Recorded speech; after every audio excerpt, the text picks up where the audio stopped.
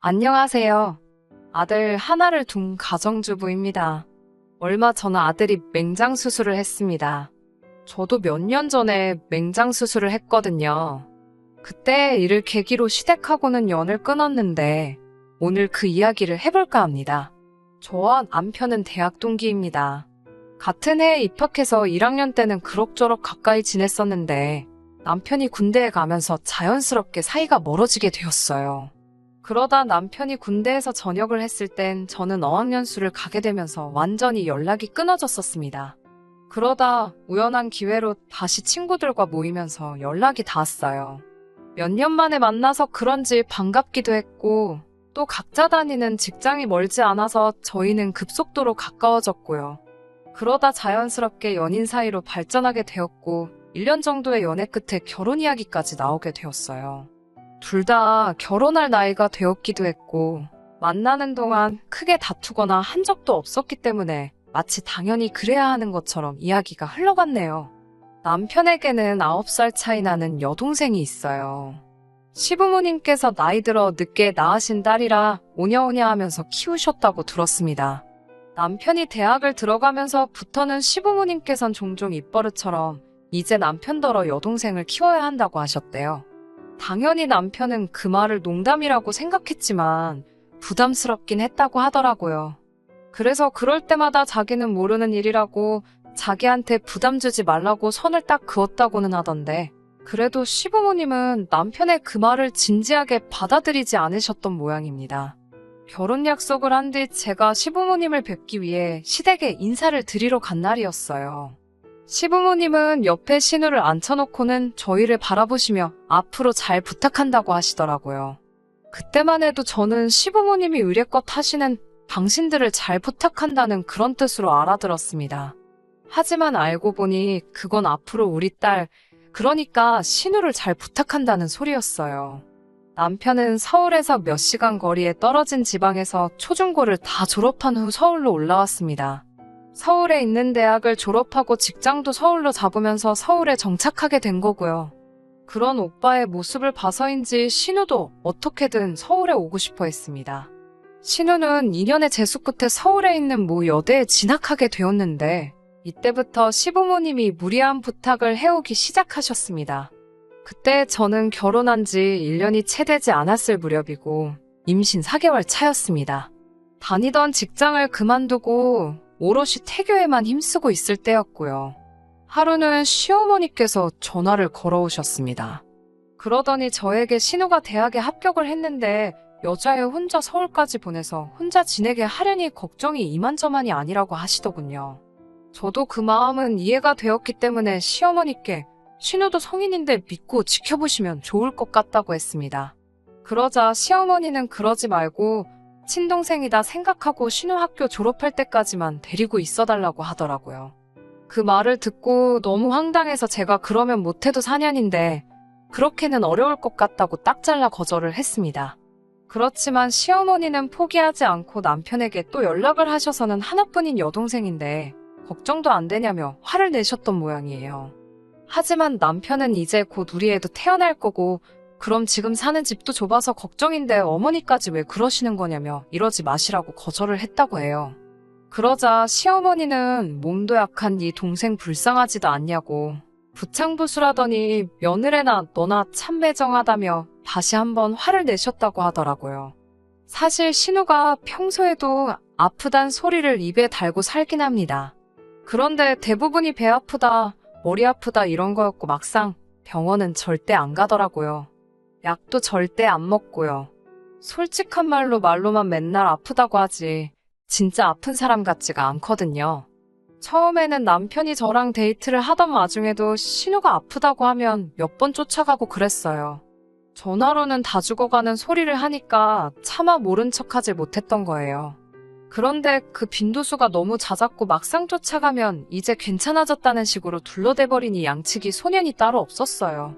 남편이 시어머니한테도 몇 번 이에 대해서 이야기를 한 것 같은데 시어머니는 그럴 때마다 오히려 남편한테 지 오빠가 관심 가져주니까 좋아서 그러나 보다고 이해하라고 하시거나 진짜 아프다 괜찮아졌을 수도 있다면서 당신도 가끔 그런다고 아픈 사람한테 그렇게 말하지 말라고 얼마나 서운해하겠냐며 신우를 옹호하시기 바빴습니다. 그러다 보니 남편도 자포자기한 심정이었는지 그냥 상황되면 한번 얼굴 비추고 괜찮냐 물어주고 안 될 때는 그냥 못 들은 척하고 그런 식이었어요. 그런 신우를 아예 집에서 끼고 졸업할 때까지 4년을 데리고 있으라 하시니 생각만 해도 아찔하더라고요. 그나마 다행히 남편이 시어머니께 안 된다고 몇 번이고 말씀드렸고 시어머니도 백기를 드신 듯 했습니다. 하지만 그로부터 며칠이 흐른 뒤 시어머니는 그럼 저희 집에서 멀지 않은 곳에 신우 자취방을 구해줘야겠다고 하시는 거예요. 그래야 신우한테 무슨 일이 생기면 저희가 가볼 수 있지 않겠냐면서요. 그렇게 말씀하시는데 참 안 된다고 할 수도 없고 그건 뭐 알아서 하시라고 했습니다. 그리고 그때부터 정말 본격적으로 문제가 시작되었습니다. 신우는 정확히 저희 집에서 10분도 걸리지 않는 새로 생긴 신축 오피스텔에 월세로 들어왔어요. 시부모님도 사실 경제적으로 여유가 있으신 분들은 아니신데 신우가 고층 오피스텔이 아니면 싫다고 난리를 쳐서 어쩔 수 없이 월세를 구해준 모양이었습니다. 시부모님 재산이니까 저나 남편이 이래라 저래라 할 자격은 없었지만 저희도 신우나 시부모님이나 참 너무한다 싶더라고요. 저희가 결혼할 때 시부모님은 아직 대학도 마치지 않은 신우가 있어서 경제적으로 도와주기 어렵다 하셔가지고 결국 저희가 모아둔 돈에다 저희 이름으로 받은 대출 합쳐서 시작했거든요. 참고로 시댁에서 못 도와주신다 해서 친정부모님한테서도 받지 않기로 한 거예요. 아무튼 신우가 한 달에 100만 원 가까이 하는 오피스텔로 들어가면서 시부모님도 허리가 휘는 기분이셨나 봅니다. 그런데 문제는 그걸 저희 탓을 하시더라고요. 저희가 데리고 산다고만 했으면 이런 쓸데없는 지출은 안 해도 되지 않냐면서 저희한테만 뭐라고 하시는 거예요. 주변에 다른 원룸이 없던 것도 아니고 평생 이용도 하지 않을 시설들 운운하며 그런 원룸촌에 있는 곳에서는 삶의 질이 떨어진다며 형편 알면서도 한 달에 100만 원 하는 방을 잡은 건 정작 신우 본인인데 말이에요.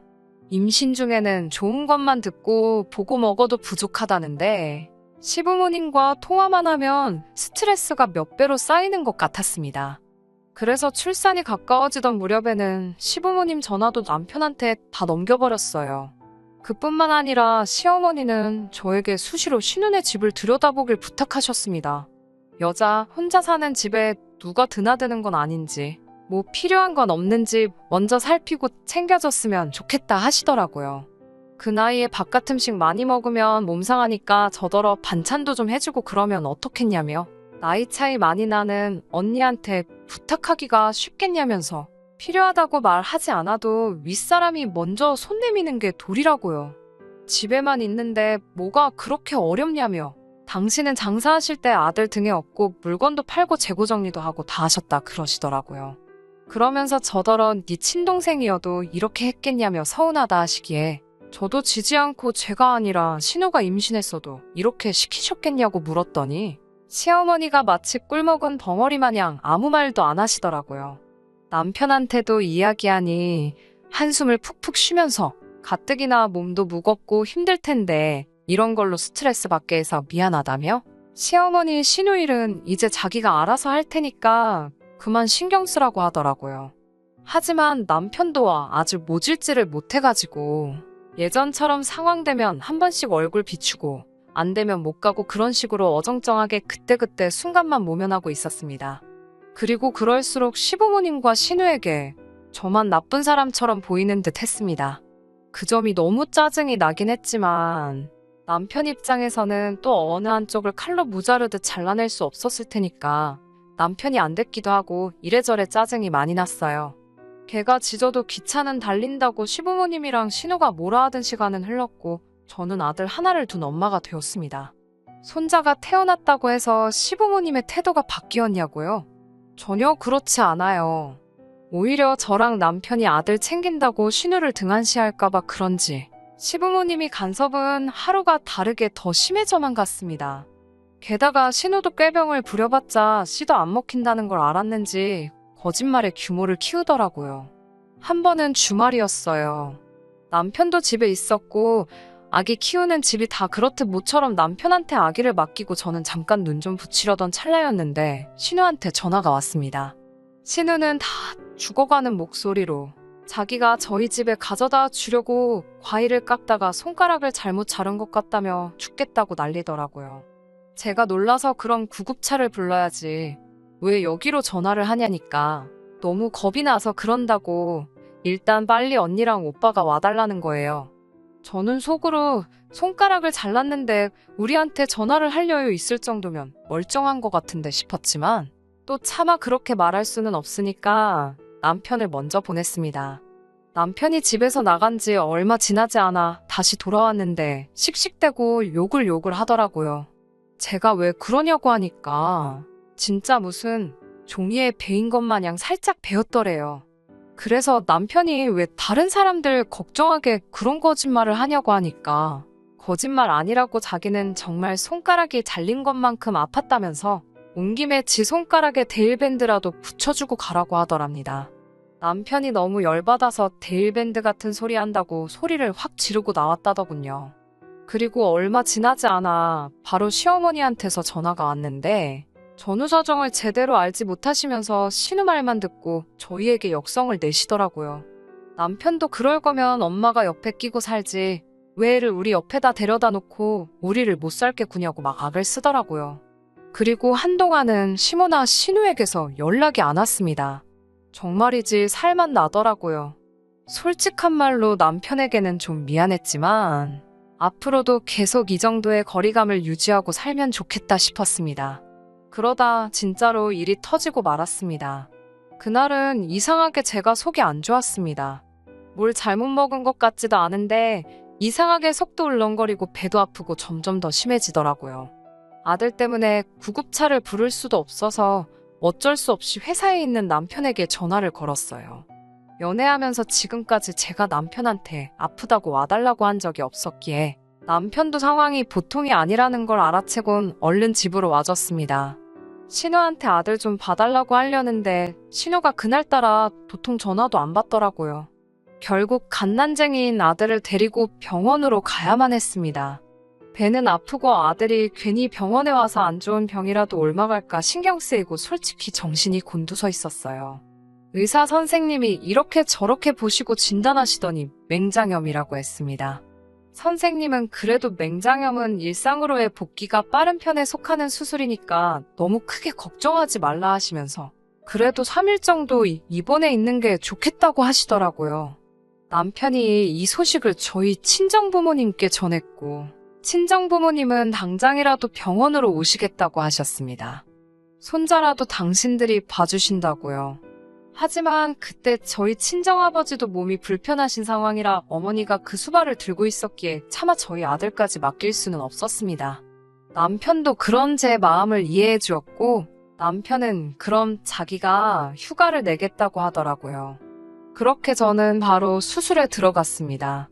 그래도 다행히 충수가 터지기 전이라서 3일 뒤에는 퇴원할 수 있을 거라고 하더라고요. 그런데 수술 다음 날 저녁이었습니다.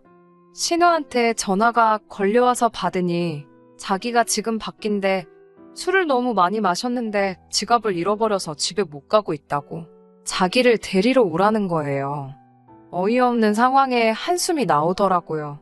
그래서 제가 아가씨 저 지금 맹장 수술해서 병원에 있어요 이러니까 약간 당황하는 듯 하더니 그럼 오빠는요? 하고 묻더라고요. 괜찮냐는 말 한마디 없이 바로 지 오빠 찾는 걸 보고 저도 정이 떨어지더라고요. 오빠는 집에서 지금 애 보고 있어요. 그러니까 신우가 그럼 오빠더러 애 재워놓고 잠깐 나 좀 데리러 오라고 해줘요. 그러는 거예요. 그래서 신우한테 제가 그게 말이 되냐고 어떻게 애기를 혼자 재워놓고 외출을 하냐고 그랬더니 그럼 자기는 어쩌냐고 그러는 거예요. 그래서 제가 그럼 일단 택시 타고 우리 집 앞으로 오라고 그럼 오빠한테 내려가서 택시비 주라고 하겠다고 했습니다. 그러자 신우가 그러다 오빠가 잠이라도 들면 자기는 어떡하냐고 그렇게 하기는 싫다고 징징거리더라고요. 신경 쓰니까 또 몸이 아파오는 것 같아서 남편한테 당신이 해결하라며 신우한테 전화해보라고 했습니다. 남편은 그냥 무시해버리라고 하더군요. 무슨 한두 살 먹은 어린애도 아니고 신우도 이런 일을 겪어봐야 정신 차린다면서요. 남편까지 그렇게 나오니 제가 나설 이유가 없었어요.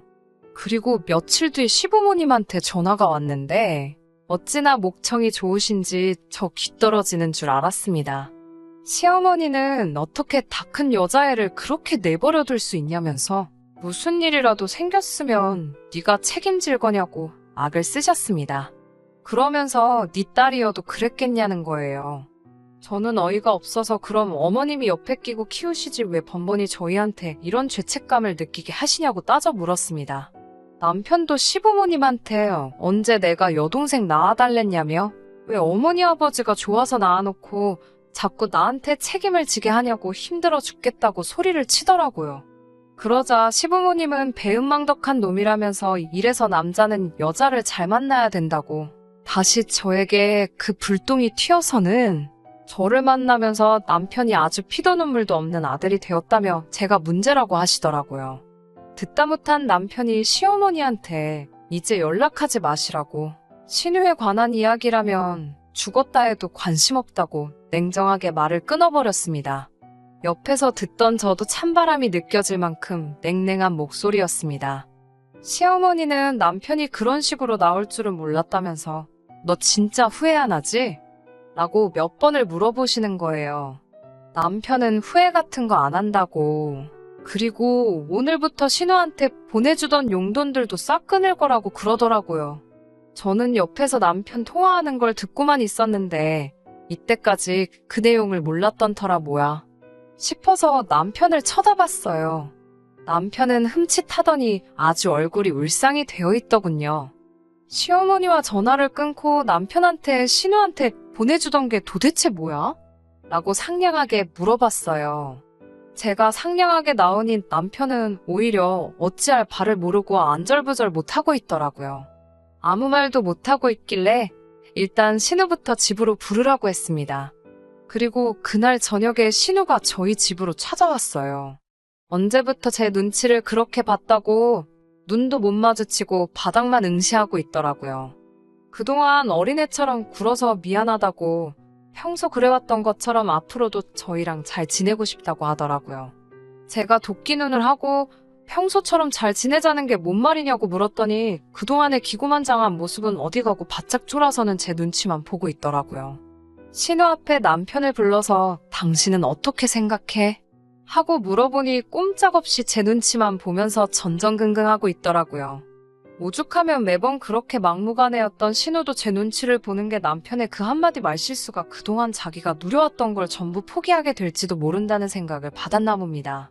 그러니 제 눈치 살살 보며 제 기분 맞추려고 저러고 있겠죠. 하지만 그런 모습에 신우를 보는 게 속이 꼬시다기보다도 이 모든 스트레스의 원흉이 남편 때문이었다는 게 믿기지가 않았습니다.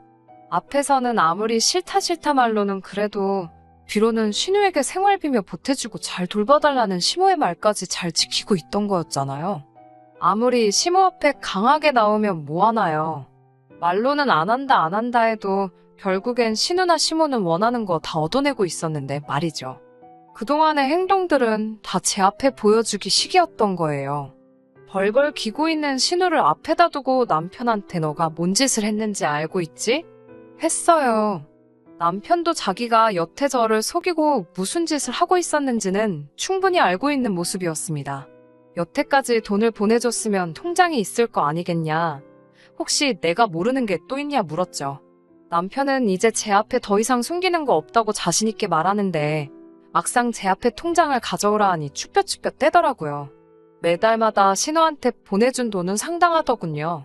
집세를 내준 거였냐 물어보니 그건 절대 아니랍니다. 그래도 거의 집세에 준하는 돈을 보내줬으니 사실 전부 내준 거나 다를 바 없는 거였어요. 남편한테는 여태 신우한테 보낸 돈 시모한테 받아내라 했어요. 그 돈 돌려받기 전까지는 시댁에 발도 붙이지 않을 거라고 했고요. 그렇게 자기 가족들에게 좋은 아들, 좋은 오빠이고 싶으면 그냥 평생 가족들 품에서 가족들 끼고 살라고 했어요. 남편은 알겠다고 고개를 끄덕이더라고요. 신우는 안절부절 못하고 좌불안성 눈알만 대굴대굴 굴리고 있다가 분위기를 보아하니 더 이상 지 오빠한테 돈 타쓰는 길이 막힐 것 같으니 제 다리를 붙잡고 늘어질 기회로 저한테 울며불며 빌더군요. 잘못했다고 정말 두 번 다시 새언니 귀찮게 하지 않겠다면서 자기는 오빠가 주는 그 돈이 없으면 살아가기 힘들다고 여태 받던 거에 반이라도 좋으니까 그거라도 받을 수 있게 해달라고 하더라고요. 그러면 두 번 다시 저희한테 별것도 아닌 걸로 전화해서 귀찮게 하거나 하지 않겠다고요. 어린 신우가 저러고 있으니 조금 안쓰럽기는 하지만 이 상황에서 결국 그 돈을 달라고 한다는 건 좀 어이가 없었습니다. 신우한테는 미안하게 됐지만 그 돈은 이제 없는 거나 마찬가지라고 설명해줬어요. 내가 너라면 당장 너네 오빠가 가족들을 못 만나게 될지도 모르는데 여태 주던 거에 반만이라도 달라고 빌기보다는 자기가 아르바이트를 해서라도 갚을 테니 오빠를 용서해달라고 하는 게 맞지 않을까? 라고 참교육을 해줬어요. 신우는 제 말을 듣더니 틀린 말이 하나 없으니 고개만 숙이고 있더라고요.